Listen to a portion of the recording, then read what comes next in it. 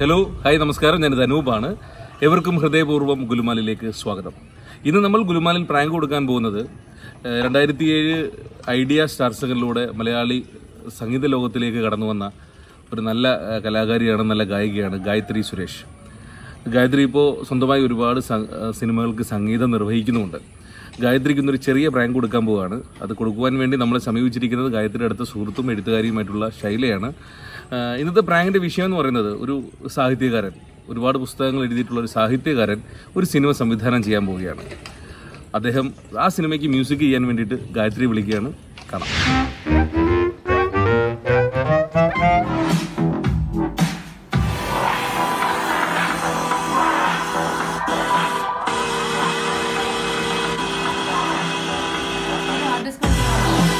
ഇപ്പൊ കൊണ്ട് കൊടുത്തിട്ടുണ്ട്. മേലെ കൊടുത്തു.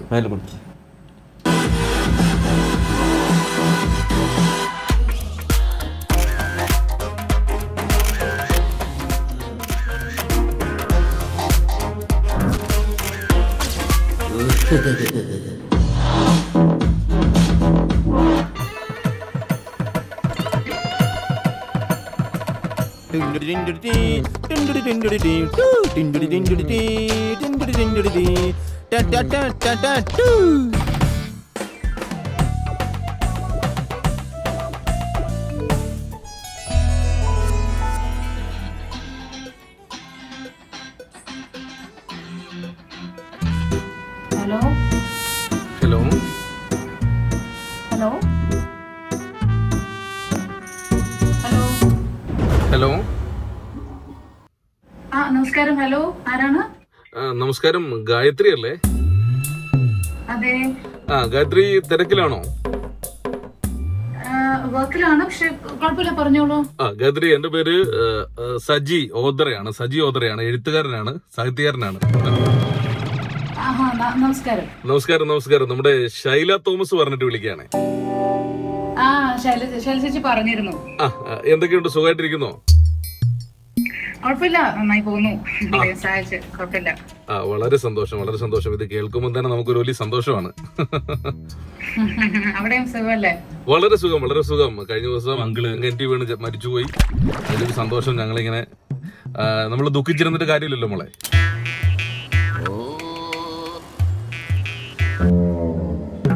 മോളെ കേൾക്കുന്നുണ്ടോ? ഞാൻ കേൾക്കുന്നുണ്ട്. ശൈലജ ചേച്ചി പറഞ്ഞായിരുന്നു അതെ.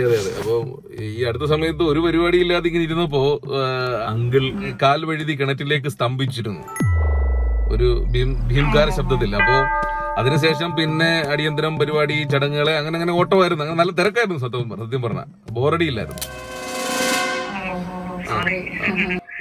വളരെ സോറി. പിന്നെ മോള്, ഞാന് അറിയാലോ, ഞാന് സാഹിത്യ മേഖലയിൽ നിന്നാണ് വരുന്നത്. അപ്പോ ഒരു സിനിമ സംവിധാനം ചെയ്യാൻ പോവുകയാണ്. ഹലോ, ഒരു ചെറിയൊരു ചിത്രം സംവിധാനം ചെയ്യാൻ പോവുകയാണ്. എന്റെ പുസ്തകങ്ങൾ എന്തെങ്കിലും വായിച്ചിട്ടുണ്ടായിരുന്നോ? ഞാന് അധികം അങ്ങനെ പുസ്തകങ്ങൾ വായിക്കാറില്ല. എന്റെ ഈ അടുത്ത സമയത്ത് കേരള സംഗീത മക്കാൽ സാഹിത്യത്തിന്റെ ഒരു അവാർഡ് കിട്ടിയിരുന്ന ഒരു പുസ്തകം ഉണ്ടായിരുന്നു. അതിന്റെ പേര് എന്താ, സന്ധ്യയ്ക്ക് വന്ന സുപ്രഭാതം എന്ന് പറഞ്ഞൊരു ഒരു പുസ്തകം.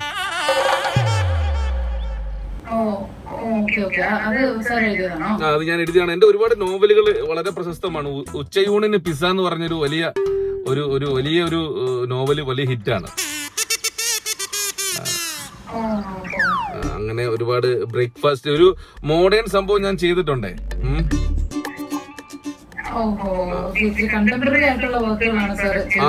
കണ്ടവന്മാർ പരിപാടി മൊത്തം ഞാൻ ചെയ്യുന്ന ഒരു പദ്ധതിയിലേക്കാണ് ഇപ്പൊ പൊക്കോണ്ടിരിക്കുന്നത്. കാരണം അത്രമാത്രം അധപ്പതിച്ചു പോയല്ലോ നമ്മുടെ മേഖലകൾ. ഹലോ ഹലോ, പറഞ്ഞോളൂ സാർ. ഞാനൊരു വർക്ക് ചെയ്തോണ്ടിരിക്കുകയാണ്. അപ്പൊ അത് അതിന്റെ കാര്യം ഒന്ന് പറഞ്ഞാണ്.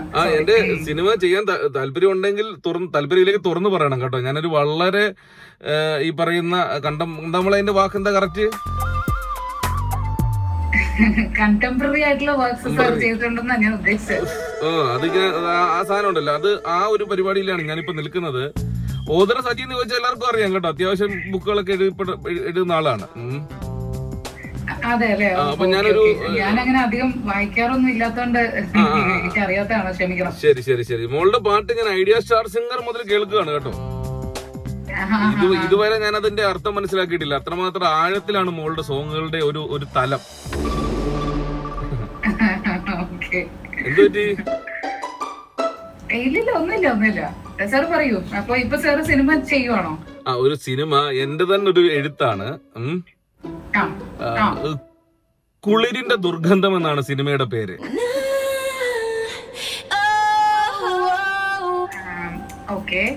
അപ്പോ അതിന് ഒരു സോങ്, ഒരു വളരെ ഇമ്പോർട്ടന്റ് ആയ ഘടകത്തിലൊരു സോങ് വേണം. അതിന്റെ ലിറിക്ക് ശൈല എഴുതാമെന്ന് പറഞ്ഞിട്ടുണ്ടായിരുന്നേ, ശൈല തോമസേ.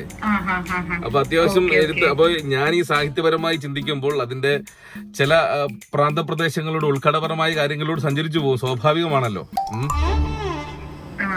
മോളിപ്പോ എവിടെ? മോളെ ഞാൻ ആരൂഢത്തിൽ തന്നെയാണ് താമസം, നിങ്ങളെ പോലെ തന്നെ. ഹലോ, ഞാൻ എറണാകുളത്താണ്. സാർ എറണാകുളത്താണോ? അല്ലല്ല, ഞാൻ എറണാകുളത്തല്ല, ഓതറയിൽ ആരൂഢത്തിലാണ് എന്റെ വീട്ടിൽ. ആരൂഢം എന്ന് പറഞ്ഞ വീടെന്നാണ്. ഞങ്ങൾ പണ്ട് മുതലേ ഈ സാഹിത്യപരമായി ഇങ്ങനെ ചിന്തിച്ചൊരു വല്ലാത്തൊരു പ്രതിസന്ധി ഘട്ടത്തിലാണിപ്പോ. തലച്ചോറ് മുഴുവനും സാഹിത്യമാണ്. എനിക്കും ആഗ്രഹമുണ്ട് താങ്കളെ പോലെ എറണാകുളത്തെ മറൈൻ ഡ്രൈവിലൂടെ കടൽക്കാറ്റിന്റെ ഈണമേറ്റുകൊണ്ട് പാറിപ്പറന്ന് നടക്കുവാൻ ഞങ്ങൾക്കും ആഗ്രഹമുണ്ട്. പക്ഷേ സാഹിത്യം എന്ന ചങ്ങലയാൽ ബന്ധിക്കപ്പെട്ട് ഞാനിങ്ങനെ ഓതറയിൽ കിടന്ന് ഉരുകുകയാണ് മോളെ.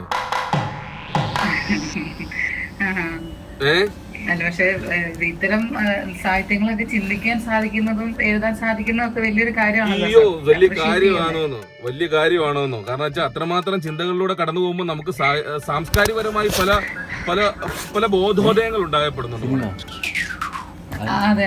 അപ്പോ അങ്ങനെയാണ് ചില മൂല്യച്യുതികൾക്ക് വഴിവെക്കുകയും അതിനപ്പുറത്തേക്ക് സഞ്ചരിച്ചു പോകുമ്പോഴാണ് നമുക്ക് പല കാണാത്ത കാഴ്ചകളും കാണാതിരിക്കാൻ പറ്റുന്നത്. മനസ്സിലായില്ലേ?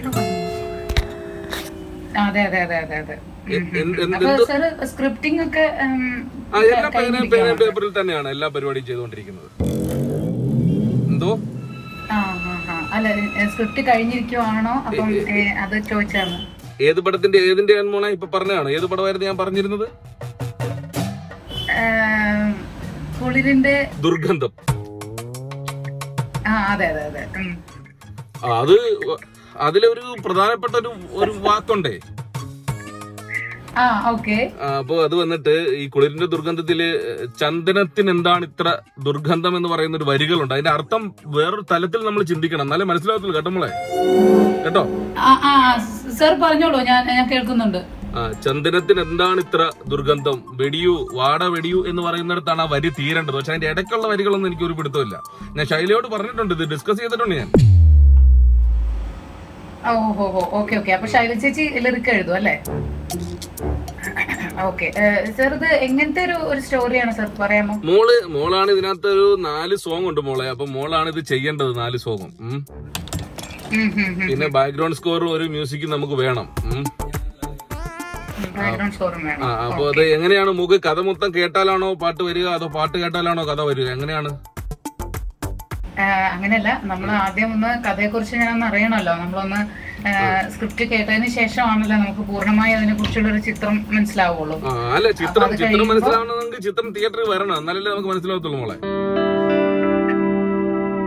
എന്തോ?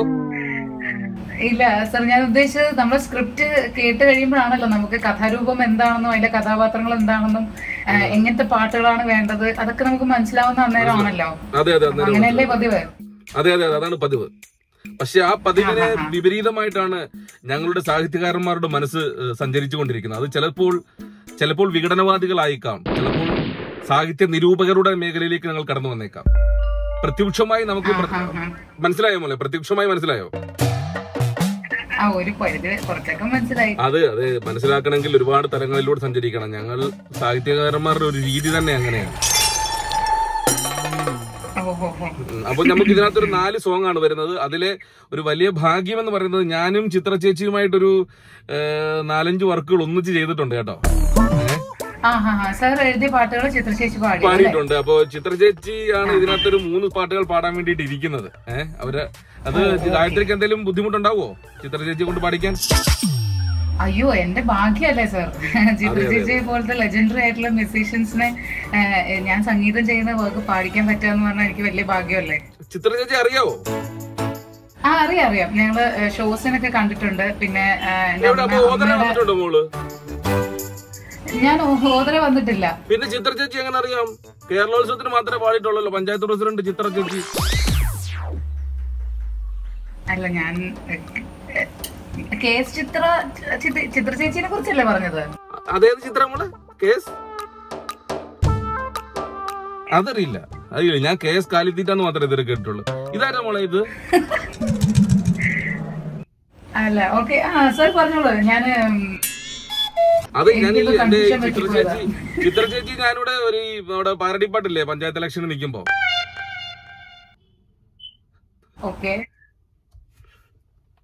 അങ്ങനെ കുറെ പാരടി ചില കാര്യങ്ങൾ. ആ പഞ്ചായത്ത് ഇലക്ഷന് ചിത്ര ചേച്ചി ഇന്നപ്പോ ഞങ്ങൾ ഒരു 5-6 പാരടിപ്പാട്ട് പാടി. അത് ഓർക്കുമ്പോ തന്നെ മനസ്സിൽ നിന്നൊരു കൈവിട്ടുവോ മോളെ? ഞാൻ സീരിയസ് ആയിട്ട് എഴുതുന്നതാണ് മോളെ. പക്ഷെ നാട്ടുകാരത് പാരഡിയായിട്ട് എടുത്ത് ചിരിക്കുകയാണ്. അങ്ങനെ ഞാൻ പിന്നെ വിചാരിച്ചു അതങ്ങനെ ആ ഒരു തൊഴിൽ സ്വീകരിക്കാന്ന് വിചാരിച്ച് അങ്ങനെ കുറെ പരിപാടി ചെയ്തിട്ടുണ്ട്. നന്നായിട്ട് അറിയാമായിരിക്കും അല്ലേ? ഏത് നമ്മുടെ ഓതറയിലുള്ള തട്ടുകട നടത്തുന്ന ആളോ അതോ?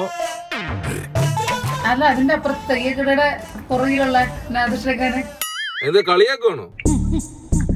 അയ്യോ അല്ല സർ, ഞാൻ ആക്ച്വലി ശരിക്കും പറഞ്ഞാണ്. അല്ല അത് കളിയാക്കലായിട്ട് എനിക്ക് തോന്നിയത്. അയ്യോ ഒരിക്കലല്ല കേട്ടോ, അങ്ങനെയൊന്നും അല്ല, ഞാന് പറഞ്ഞെന്ന് മാത്രം. അല്ലല്ല അങ്ങനെ സംസാരിക്കരുത്. നിങ്ങൾക്ക് ഒന്നുകിൽ എന്റെ വർക്കിൽ താല്പര്യം ഇല്ലെങ്കിൽ അത് പറയൂ. ഞാൻ വരാഹരാഗത്തിലുള്ള ഒരു വിരഹഗാനമാണ് ഉദ്ദേശിക്കുന്നത്. തീർച്ചയായിട്ടും സാർ, നമുക്കൊന്ന് കഥയൊക്കെ കേട്ടിട്ട് സാർ എറണാകുളത്താണോ ഉള്ളത്? അപ്പൊ അങ്ങനെയാണെങ്കിൽ നമുക്ക് അടുത്ത ദിവസം ഒന്ന്. അല്ല അടുത്ത ദിവസം എന്തിന്? ഞാൻ എറണാകുളത്തുണ്ട്. ഞാൻ ഇന്ന് എറണാകുളത്ത് നിങ്ങളെ കാണാൻ വേണ്ടി വന്നു. അവസാനം നിങ്ങൾ ഈ വലിയ വലിയ സിനിമാക്കാരായി വലിയ വലിയ മ്യൂസിക്കാരായി കിങ് ഫിഷിലൊക്കെ ഇപ്പൊ മ്യൂസിക് ചെയ്യുന്ന കാര്യം ഞാൻ അറിഞ്ഞിരുന്നു. ശൈല എന്നോട് പറഞ്ഞിട്ടുണ്ടായിരുന്നു. ഞങ്ങളെ പോലെ സാഹിത്യകാരന്മാർക്ക് ഒരു അവസരം നിങ്ങൾ തരൂ. നിങ്ങൾ ഇങ്ങനെ പുച്ഛിച്ച് തള്ളല്ലേ മോളെ, തള്ളല്ലേ പുച്ഛിച്ച് കേട്ടോ. അയ്യോ സാറല്ലേ സിനിമ എടുക്കാൻ പോകുന്നത്, എന്നിട്ട് സാറല്ലേ എന്നെ മ്യൂസിക് ചെയ്യാൻ വിളിച്ചിട്ടുള്ളത്. പിന്നെന്തിനാണ് ഞങ്ങളെ പുച്ഛിക്കുന്നത്? നാദിർഷ എന്ന് പറയുന്ന ആള് ഓതറയിലുള്ള ഒരാളുണ്ട്. എനിക്ക് ഓതറക്കാരല്ലാതെ വേറൊരാളെ എനിക്കറിയത്തില്ല. വിട്ടു പിടിച്ചോ സാറേ, കുഴപ്പമില്ല. കഷ്ടമാണ് കേട്ടോ. ഇങ്ങനെ നിങ്ങൾക്ക് തുടരാൻ താല്പര്യമുണ്ടോ? സാർ ആദ്യം നെക്സ്റ്റ് ഡേ എന്നാണ് കൊച്ചിയിൽ വരുന്നതെന്ന് പറയൂ. ഞാൻ ഇന്ന് കൊച്ചിയിലുണ്ട് മോളെ. നിങ്ങളെ കാണാൻ വേണ്ടി വന്നാണ് ഓതറയിലൂടെ വരെ. ഓഹോ ഓക്കെ. അപ്പം സാർ ഞാൻ സ്റ്റുഡിയോ കൊള്ളാം മോളെ. ഇപ്പൊ പാടിയ ഓഹോ ഒന്ന് പാടാമോ മോളെ? കൊള്ളാം കേട്ടോ. എന്താണ് ഓഹോ ആ സാധനം നല്ലതായിട്ടുണ്ട് കേട്ടോ. നല്ലൊരു സോങ് ആണ്. ഓക്കെ.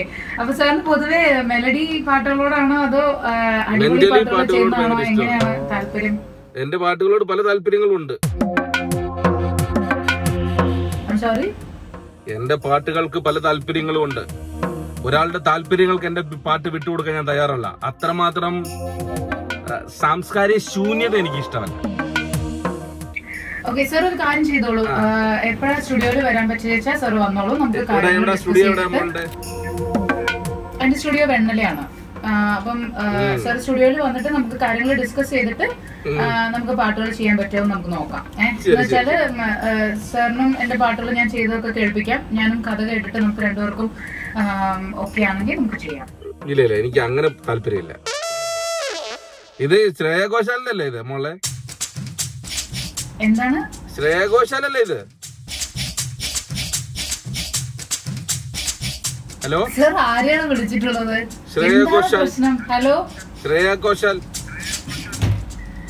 ആദ്യം പറഞ്ഞു ശൈലജ ചേച്ചി പറഞ്ഞു വിളിച്ചതാണെന്ന്. എന്താണ് പ്രശ്നം? എന്താണ് ഇതാരാ വിളിക്കുന്നത്? സജി ഓതറ. ഓക്കെ, ആരെങ്കിലും ആയിക്കോട്ടെ. ഇപ്പൊ പറയുന്നു ശ്രേയ ഘോഷാലാണോ? നിങ്ങൾക്ക് ആരെയാണ് ശരിക്കും വേണ്ടത്? മ്യൂസിക് ഡയറക്ഷൻ ചെയ്യാൻ എന്നെ വിളിച്ചിട്ടല്ലേ ആദ്യം സംസാരിച്ചത്, എന്നിട്ട് ഇപ്പൊ പേര് മാറ്റി പറയുന്നു. ഒരാളോട് ഇങ്ങനെ സംസാരിക്കില്ല കേട്ടോ. ഒരു സീനിയർ സാഹിത്യകാരനോട് ന്യൂ ജനറേഷനായി നിങ്ങൾ ഇങ്ങനെ സംസാരിക്കില്ല കേട്ടോ. അത് ഭയങ്കര മൂല്യച്ചൂര് സമൂഹത്തിൽ നേരിടില്ല. ഇല്ല, വിത്ത് ഓൾ ഡ്യൂ റെസ്പെക്ട്, എന്റെ അറിവുകേട് കൊണ്ട് സംഭവിച്ചു പോയതാണ് സർ, ക്ഷമിക്കൂ കേട്ടോ. ഓക്കെ, വെക്കുവാണോ? ഹലോ, എന്താണ് വെക്കുവാണോ? വെച്ചിട്ട് പോവാണോ? ശരി, ഞാൻ എന്തായാലും റോങ് നമ്പർ ആയിട്ട് വിളിച്ചതല്ലേ, പിന്നെ വെച്ചിട്ട് പോകുന്നതല്ലേ അതിന്റെ ന്യായം. ശരി ശരി, വെച്ചിട്ട് പോക്കോ. താങ്കൾക്ക് താല്പര്യമില്ല, വെച്ചിട്ട് പോ, പെട്ടെന്ന് പോ. വെക്ക്. ഹലോ,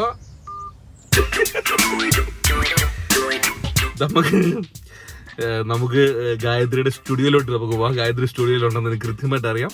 ഷൂട്ട് ചെയ്യാൻ വേണ്ടിയിട്ട് സ്റ്റുഡിയോയുടെ മാനേജർ അവിടെ ഉണ്ട്. സജി ഓതറ. ഓതറയോ? ഓച്ചിറയെന്ന് കേട്ടിട്ടുണ്ട്.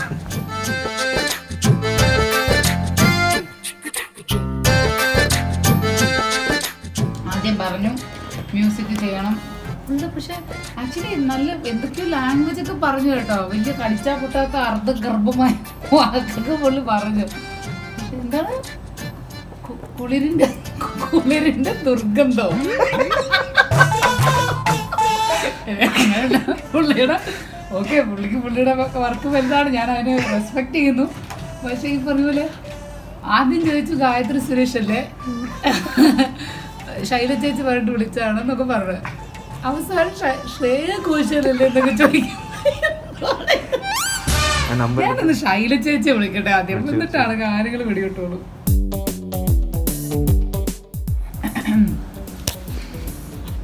ഹലോ,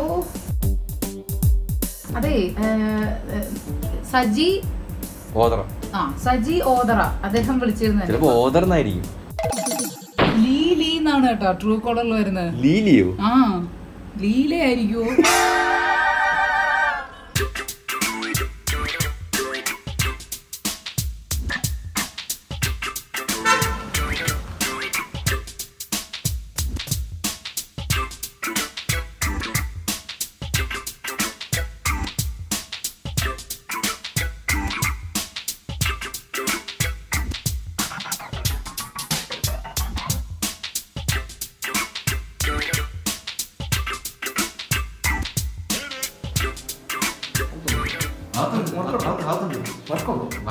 വർക്കില്ല, ചുമ്മാ പാട്ട് കേട്ടിട്ടില്ല.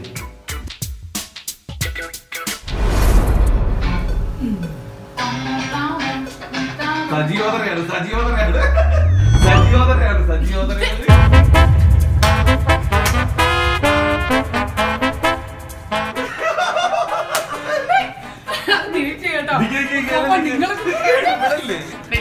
അതല്ല പുള്ളിന്റെ ദുർഗന്ധം.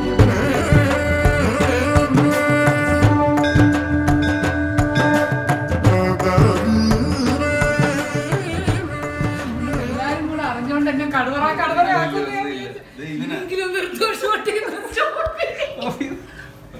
കട്ട് ചെയ്ത എവിടെ ഇനി ചോദിക്കട്ടെ. അളി എന്തായാലും ഇവിടെ ഇരിക്കല്ലേ ഇത്ര നേരം? അതാണ് അത്ര ഭവ്യത ഉണ്ടായിരുന്നല്ലേ. സൈഡിലൊക്കെ പോയി ഭയങ്കര ഭവ്യത. ഞാൻ ഇവനെന്താ ഇത്രയും വലിയ ഭവ്യത കാണിക്കുന്നത്? ഉഷാറായിരുന്നു കേട്ടോ. ഇനി ഞങ്ങളുടെ പ്രേക്ഷകർക്ക് വേണ്ടിയിട്ട് ഗായത്രിയുടെ ഒരു സോങ്, എനിക്ക് ഇഷ്ടമുള്ള സോങ് ആണ്. ഗായത്രി സിനിമയിൽ പാടി തന്നെ ഇതിഹാസ സോങ്. ഇത് എന്തായാലും പ്രാങ്കിക്കൊണ്ടാണെങ്കിലും രണ്ടാമത് സ്റ്റുഡിയോയില് അനുഭവം കയറി വന്നതിന് സന്തോഷം. പ്രേക്ഷകർക്കും ഹാപ്പി. എന്താ പറയാ, ഇപ്പൊ കൊറോണ കുഞ്ഞുങ്ങളെയൊക്കെ മാറ്റി നിർത്തി നമുക്ക് പൂക്കളും നിറങ്ങളും ഒക്കെ തിരിച്ചു കൊണ്ടുവരാൻ സമയമായി, പ്രതീക്ഷകളൊക്കെ തിരിച്ചു കൊണ്ടുവരാൻ സമയമായി. അപ്പൊ ഹാപ്പി ഓണം എല്ലാവർക്കും. കണ്ണിമലരേ കണ്ണിനഴകേ അരികിലായി നിന്നു നീ, നിന്നിലലിയാൻ മഞ്ഞുമലരായി എന്തിനോ വന്നു നീ, ആരാരും കാണാതെ ഒരു സന്ധ്യ പോൽ പടരുന്നിതാ ഇനി നിന്നിൽ ഞാനാകെ, നിന്നിൽ ഞാൻ എന്നിൽ നീ, നമ്മളറിയും നിന്നിതാ. ചിരിച്ചിട്ടേ എന്റെ തൊണ്ടെന്തോ പോലെ. അപ്പോ ഗായത്രിക്കും കുടുംബത്തിനും എല്ലാവർക്കും എന്റെ ഹൃദയം നിറഞ്ഞ, ഞങ്ങളുടെ ടീമിന്റെ ഹൃദയം നിറഞ്ഞ Thank you so much. But I should really say your show is superb. Thank you. പോൽ പടരുന്നിതാ ഇനി നിന്നിൽ ഞാനാകെ, നിന്നിൽ ഞാൻ എന്നിൽ നീ, നമ്മളറിയുന്നിന്നില്ല